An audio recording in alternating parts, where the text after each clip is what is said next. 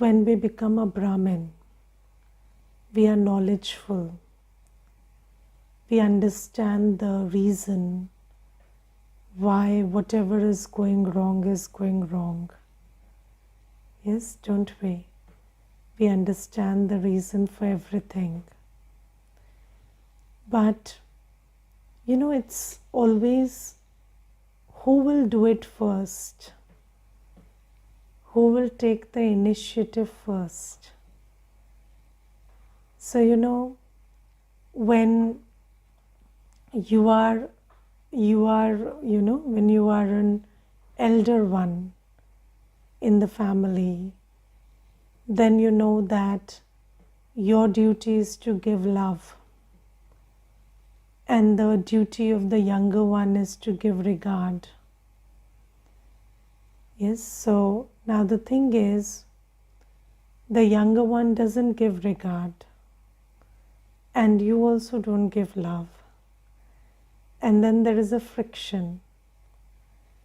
And then the younger one also, because everybody is a Brahmin, so I'm just telling you about a mother-in-law and daughter-in-law, and they're both Brahmins. And the mother-in-law, so the role is the mother-in-law and the daughter-in-law, but they are both Baba's children. So the other day, they are having a lot of issues these days. So I was sitting with them individually, and the daughter-in-law said that she doesn't love me. She doesn't have love for me. I have never felt that love from her. And the mother-in-law said, I don't receive regard from her. So I feel like she always disrespects me in many ways. For example, whenever there is a decision to be made, she will never consult me. She will go to her father-in-law, and then she will ask him, and she will make me feel like, I'm a nobody, and the father-in-law is a dominating person. So she gets everything done through him. And it's not like most of the decisions I don't agree with. I agree with all the decisions taken. But the thing is, if she asked me, I would also have said the same thing. But she never asks me. She doesn't have that trust that I will allow her to do this or do that. And then she always approaches her father-in-law, and the father-in-law sometimes, he will just dismiss me in front of her, and he will just, say things which are very derogatory to me. And I feel like I'm disrespected. And then when I asked the daughter-in-law, she said, I feel like she doesn't love me, so I don't trust that she will do anything which I would like. I always feel that she takes decisions which, hurt me and which I don't like. So if I want something, she will not take a decision in my favor, and that's why I don't go to her. So because both of them are in Gyan, and they are, they are good Baba's children. So both of them are good Baba's children. So I asked the mother-in-law, I said, what do you think you should do in this situation? So she said, I need to love her. I know that she feels unloved, and I know that I need to extend that warm, gesture towards her. And when I asked the daughter-in-law, she said, I know that I should respect her. I know that I don't respect her enough, and I do things this way, and I'm fully aware of it. So then I said, then what's the problem? You know that she needs love, and you know she needs respect. Then where is the problem? So I was just thinking, and I thought, the problem is who will do it first. it's always, with Brahmins, it's not what to do, how to do, whether to do. You agree with all of those, but who will do it first? So, and I think, this whole thing about being the wiser one is about taking the first step. And when you take the first step, who will make the first move, who will do it first? And if you start, whatever makes sense to you according to Srimad, if you take the responsibility of doing that first, putting that into execution first, then I think you become the bigger one and you claim a higher status. But when you do it first also, you must understand that it will not be reciprocated all at once, because this is a form of karmic settlement between Brahmin souls. Even if you are playing the role of a mother-in-law or a daughter-in-law, and or a husband and a wife, and both are also BKs, even in those cases, you must understand that just because you both are Brahmins, there is no karmic settlement. It's not like that. It's about karmic settlement. And when there is karmic settlement, you have to have patience. You have to have virtues. You have to be loveful. You have to be virtuous. But you also have to have a lot of patience, because your being virtuous or your being loveful or your being kind may not be reciprocated immediately. Because it's not just about one birth. It's about the karmic account you've created in 63 births. And when we take into account all of that, then we must understand that whatever looks like a small issue is actually has a backward linkage of 63 births. And so we must take all of that into our awareness. And when you decide to be the first one, don't think that okay, I did it first, now she must reciprocate or he must reciprocate. That's not how it works. So you have to be the first one. You have to be very patient. You have to give it time and allow that karmic settlement to happen. So, I was just thinking about these things, that, how do you become the bigger one when you put into execution what you understand? Because, even with Brahmin souls, we understand everything. And but when it comes to deep karmic settlements, doing it first is the problem. So I've seen many BKs also say, Didi, there's nothing that we don't know. So we know why there is a problem, we know the solution, but I don't know, somehow I'm not getting the strength to do it. And this requires, yoga with Baba. And if you pay a lot of attention to remembrance of Baba, then you have that power to do it first. And what is the purpose? Keep the purpose in front of you, that I have to settle my karma. So this is something that was just on my mind, so I decided to share it. Then there is today Baba's Murli is all about fortune, and there are three things which are very prominent in the Murli. So one thing is fortune, second thing is karma. So fortune is always created through karma. Yes, and the third thing is knowing your fortune. So we are knowledgeful souls. So in the world, people do a lot. So they make effort, whatever they can, whatever they know, whether it is limited or whatever, but they make effort. Everybody makes effort. There is nobody who doesn't make effort in the world. But they don't know where this effort is going. So, they don't know their fortune. So, people work, toil, sweat, they make a lot of effort, but they don't know whether they will receive whatever they are toiling for. But Baba says today that we are Swadershan Chakradhari souls, and we are the ones who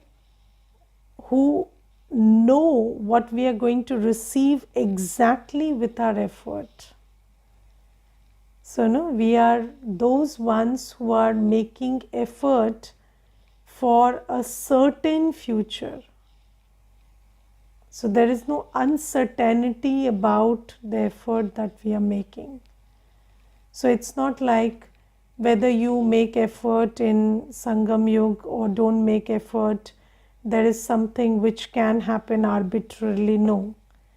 Baba says you will receive exactly as much as you make effort according to the law of karma, because in this birth, Baba is teaching us the effort. Who is teaching us? God Himself. So He is teaching us the exact effort we need to make to become the King of Kings. And Baba says, you also know that if you do less, you receive a lesser status, and you also know what you become when you do what you do. So you are making an effort for something which is very, very certain in your fortune.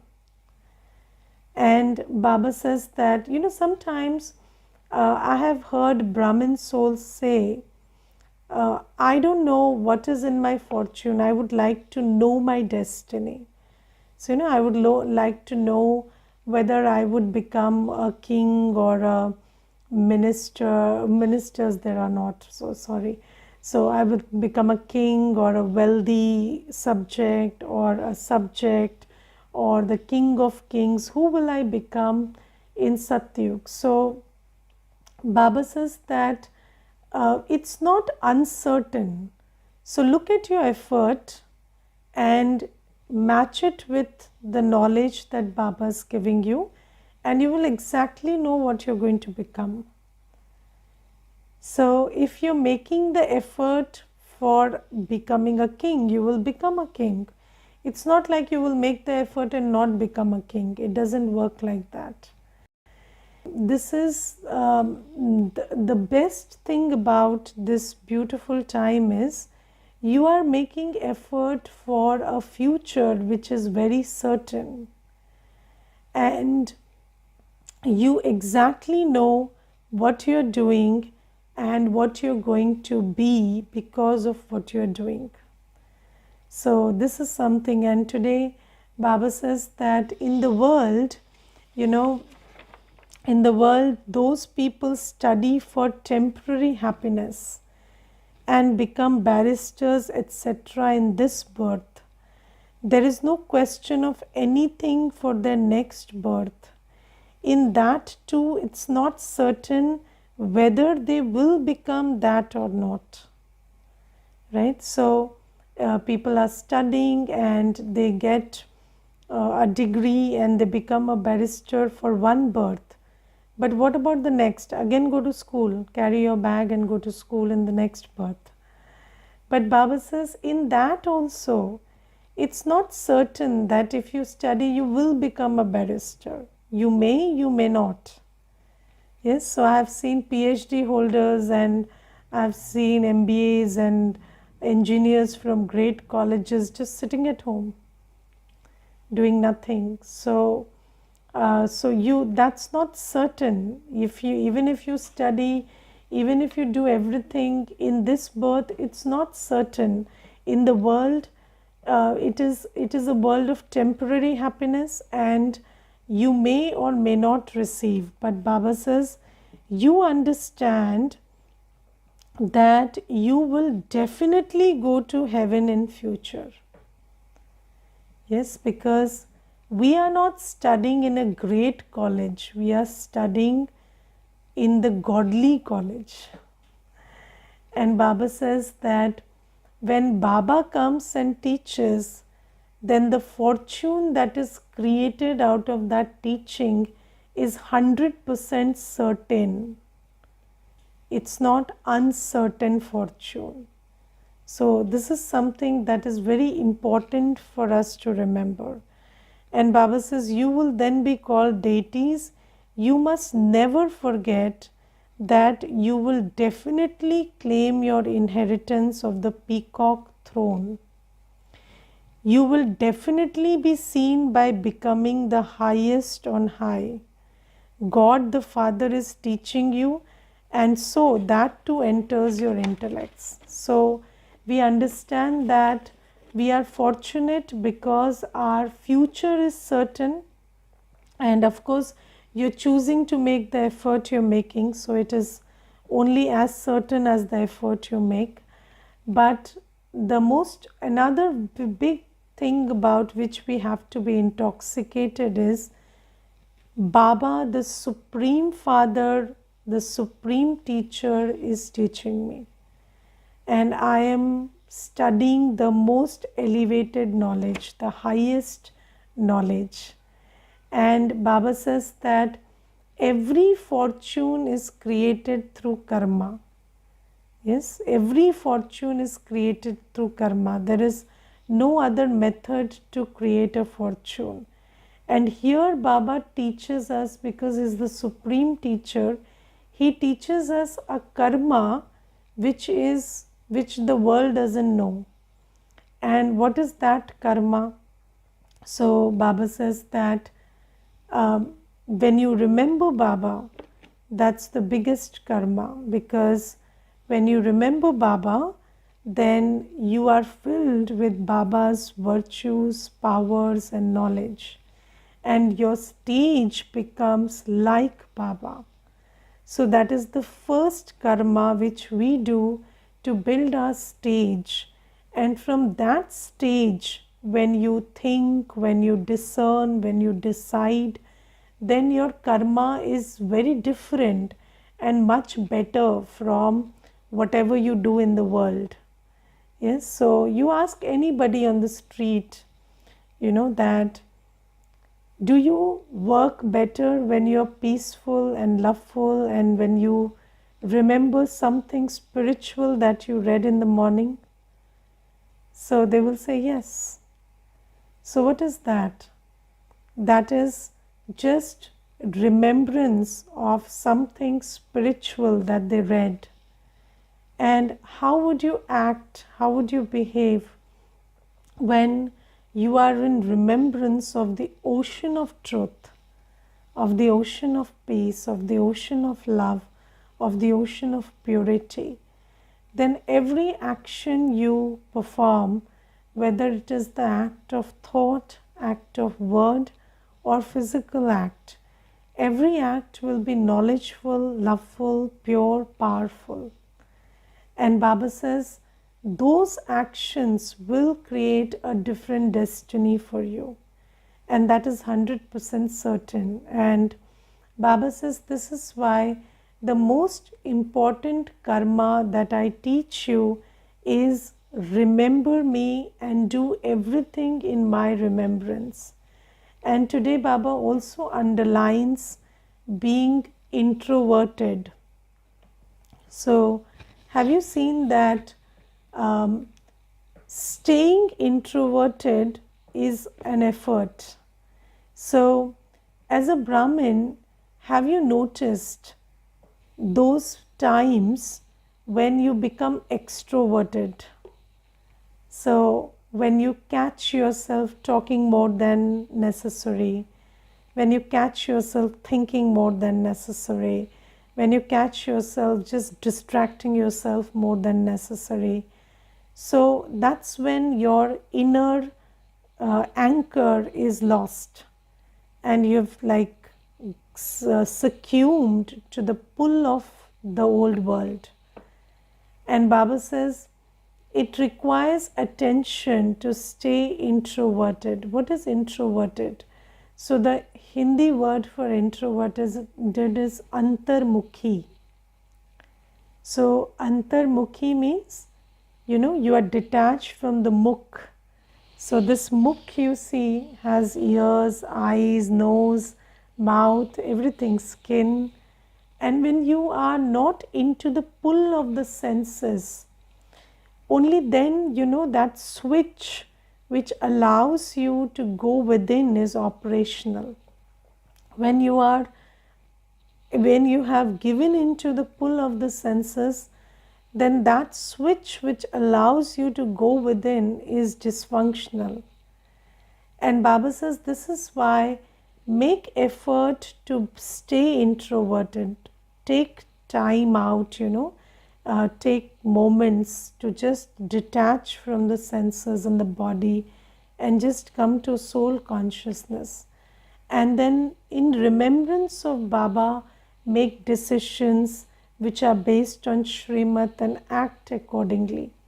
And Baba says, I am teaching you this karma, this karma which is not dictated by vices or which is not dictated by sensual pulls, and this karma which is full of Baba's powers and based on Srimad. This is going to create a certain fortune for you. There is no doubt about it. And Baba says that you must also have intoxication always. An intoxication that the highest is teaching me and he's creating the highest fortune for me. And Baba also says something very important today, that even if people create a fortune for themselves which is based on wealth and happiness. So suppose there is a person individually who has health, good relationships, wealth, everything at this point of time, but still you cannot call that person fortunate, can you? Because that person, that soul is living in Kali Yuga, and Kali Yuga means everything is perishable. Everything is perishable. So Baba says that one is having a fortune, second is having an imperishable fortune. So even if you have a fortune at this moment, and even if it consists of everything that one thinks about when they think about happiness and wealth, so there is tan ka sukh, man ka sukh, dhan ka sukh, sambandh ka sukh, yes. So you have all four of them, the happiness of body, mind, wealth and relationships. But still you are living in a world which is very uncertain. And this is why you can never enjoy absolute happiness, because you will always have the fear that this might go away. So Baba says that this is why that cannot be considered fortune. But I am teaching you the karma to create a fortune where in that world where for 21 births there will be no uncertainty.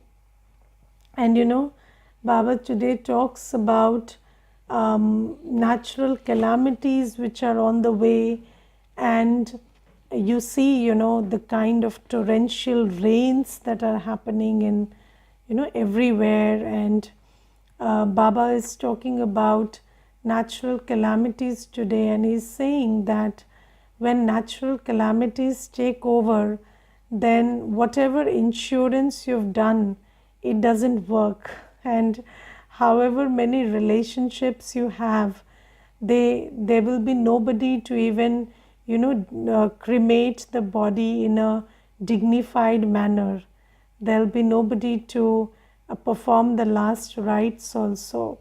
So in this old world, there is nothing like fortune, because it's all very temporary and very perishable.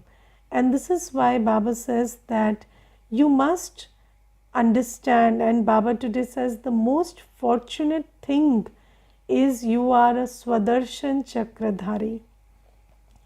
And what is a Swadershan Chakradhari? Swadershan Chakradhari is somebody who has the knowledge of the cycle. And this knowledge of this cycle makes us aware that this is the diamond age and the golden age is coming. And in the diamond age, I am studying from the Supreme Teacher and becoming a deity which fits the golden age, which is certainly coming. And is there anybody in this whole wide world who is a Swadershan Chakradhari apart from you? So there is nobody who knows that Baba has come and Baba is teaching us this method of creating a fortune. Nobody knows the skill, nobody knows the art of remembering Baba. Nobody knows who is Baba, nobody knows themselves as the soul, and nobody knows how to do karma in remembrance of Baba and settle accounts and create a fortune by following Shrimad. So Baba says the biggest fortune is you know that this is the time to create a fortune. And then you know that what world is coming and how do you have to prepare for it. And you say that if there is a businessman who knows which business is going to thrive tomorrow, then he can make so much of profit, because he will learn the skill for doing the business that's going to thrive tomorrow. So Baba says, I have made you Swadershan Chakradhari. You know where you are standing, you know where you're going. And this knowledge, if you put it in for use, for your benefit, then you can create a very great fortune. So Baba says this is the most elevated knowledge that you have. And Baba says, with this knowledge, you not only can create a fortune for yourself, but you can also help others create a fortune. Because nobody else is Swadershan Chakradhari. So they are all very, people, what are people doing in the world? What will happen tomorrow? I don't know. And in the fear of tomorrow, in the worry of tomorrow, they are spoiling their present. But here we are knowledgeful children, knowing the tomorrow and creating a future for ourselves in the present based on the knowledge of tomorrow. And Baba says this is a very big fortune to have. And then today Baba says many things which are very important to understand. So Baba says today that Baba talks about Baba says human beings have so much blind faith. Eminent people are given so much respect. Rishis and Munis are considered to be higher than them. Although they don't believe in religion, they would definitely bow down to the sannyasis. They would go to holy men and prostrate themselves in front of them. So Baba says, the Father says, my beloved children, I salute to you. Baba says, people don't recognize who is the highest on high. And Baba says, you are the Master Trikaldarshi. You are the Swadershan Chakradhari who has the knowledge and who is receiving the power from Baba himself to become the highest on high. And Baba says, okay, no problem if the world doesn't recognize you, but do you recognize yourself? Or you also see somebody and you think that they are higher than me. So Baba says it's not important whether somebody recognizes your worth and fortune, but do you forget it? That's the question. And Baba today says that I, my beloved children, I salute you, children. You are the peacock feather in the crown on my head. And Baba says that you will become the masters of the world. You are also masters of Brahman. You are double masters. I am the single master of just Brahman. No one apart from the Father can explain these things. Okay, so this is what Baba is saying. And then Baba today says that how do you receive a higher status? So now that we know the art of creating fortune, we also know what fortune to exactly create. And Baba today says, those who serve others very well receive such a high status. So how do you create a high status for yourself? By serving others. And how do you serve others? By serving them spiritually. Yes, being knowledgeful, loveful, powerful, peaceful, joyful, pure in all your interactions. So, whenever you interact with somebody, when you are loveful, they receive love. When you are happy, they receive happiness. When you are knowledgeful, then your interaction makes that knowledge rub over them also. So Baba says, when you are knowledgeful, pure, loveful, powerful, blissful, joyful, while you come into interactions, that's how you serve others. And there are other methods of serving also, through the body, mind and wealth. So Baba says, when you support the yajna with body, mind and wealth, then you serve others. And Baba says, these are the methods through which you create a high fortune for yourself. And then Baba says, then after her, there are those in the second number who follow Baba in doing service. So just like if you do service, you receive a status. And if you follow Baba in doing service, Baba did accurate service, yes? So when you follow Baba in doing service, you receive a great status. Baba says, you have to become very merciful. Are you merciful?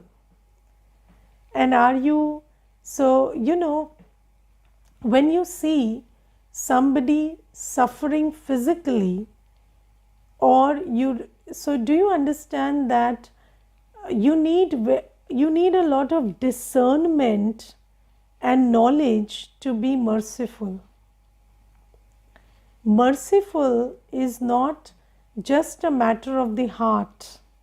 It is a matter of the heart, but then it is a matter of being knowledgeful also. So you know that if somebody is very body conscious, then they cannot recognize that somebody who is young and looks young can be suffering physically. Yes, you see somebody who is young and in their 20s and 30s, and you automatically assume that because they are young by the body, they cannot be suffering physically. This is an assumption you make because you're very body conscious and you choose to ignore all the knowledge in the world that tells you that people are suffering physically, mentally, in every which way, whatever age they are. And when we conduct classes for children who are going to school, children are having stress issues. Children are having, anxiety, and they are depressed. And if you're very body conscious, you will say that the father is earning the bread, the mother is taking care of the household. So, how is the child stressed? They are not allowed to be stressed because they are not doing anything. So, when you're body conscious, you cannot be cognizant of another person's suffering. You cannot be cognizant of even the suffering physically and mentally. Then how can you be cognizant of spiritual suffering? So if somebody is just, suffering spiritually, then how do you understand that this soul needs to know Baba? And how do you perform that act of mercy if you're body conscious? So Baba says, in order to be merciful, you have to be very soul conscious, very knowledgeful. And have you seen Baba uses these two words together always, knowledgeful, blissful. So because Baba is knowledgeful, Baba is blissful. So when you are always aware, what is spiritual suffering? Spiritual suffering means everybody who is in their last birth, and everybody needs to know God even if they don't know they are suffering. That is spiritual suffering. Everybody needs to know Baba. Everybody needs to know the knowledge and do the needful, because you are in your last birth. Even if you don't know that you are in the last birth, and even if you are not suffering any which way, you are suffering because you are not what you're supposed to be. So that is spiritual suffering, that you are not, you may be like everybody else, and you may be doing well according to everybody else or in comparison with everybody else, but you are not enjoying the happiness that you're supposed to enjoy. So Baba says that, when you are knowledgeful, then you have mercy, that even if somebody doesn't understand that they are suffering, you need to bring them to the awareness that, you are a deity soul, and where are you? Look at your condition today. And then elevate them and, invoke them to make the effort to create a fortune. So it requires a lot of knowledge to be merciful. You cannot be blissful and merciful if you're not knowledgeful, because suffering is not indicated by somebody saying, oh, I'm suffering, oh, I'm suffering. Suffering is a matter of knowledge. Just because somebody is saying I'm suffering or not saying I'm suffering doesn't mean that, there is suffering or there is no suffering. Okay. Om Shanti.